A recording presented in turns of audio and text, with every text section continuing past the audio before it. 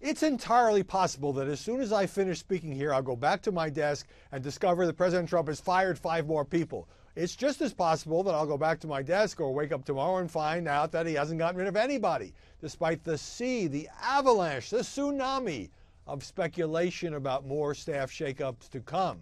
And I was really struck by a column on Axios by a terrific reporter, Jonathan Swan, because it had the most candid headline I've seen in quite a while about how we journalists try to do business. And it said, in Trump world, nobody knows anything.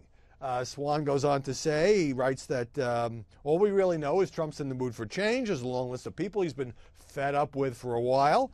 But as for when they might go, who might replace them, Trump floats ideas all the time, and often nothing comes of them. So I interviewed Jonathan Swan. He said, it's incredibly challenging to cover this White House because even the top people think they may know something, but it turns out that they don't, or the president changes his mind or whatever.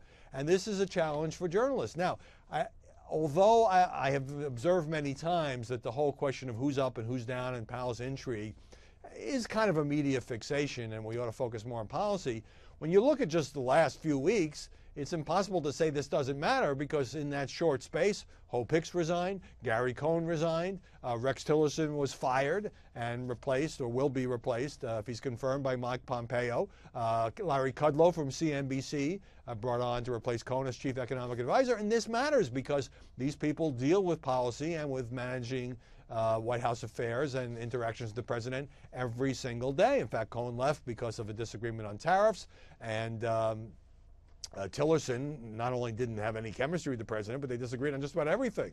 Korea, to the Jerusalem embassy, Iran, Russia. So, I have great sympathy for the journalists who are trying to find out what might happen. I've done stories like this in my career. And at the same time, all of this stuff, sources say H.R. McMaster could be out within the hour, or the VA secretary, Shulkin, could be out, or this one's coming in, or who else is on the list? Oh, John Kelly, chief of staff, he may not survive much longer. He might be gone by the weekend. And Mick Mulvaney might replace him. So, Fox and others have been reporting this as well. The president yesterday said, there was a false story. He didn't say which one. It's very false and exaggerated, and no changes are imminent until he decides the changes are imminent. Because you recall, this is just 3 months ago, the president said it was completely fake news that he would be getting rid of Tillerson and replacing him with Pompeo, which is what he has just done. So you've got to take all these stories with a grain of salt, with many grains of salt, in part because, the president may not know what he's going to do. He often talks to people and he vents and he says, what would you think if I took this one out and replaced them with so-and-so? And this sort of spreads and it becomes rumor, it becomes speculation, it becomes media chatter. But remember, nobody knows anything.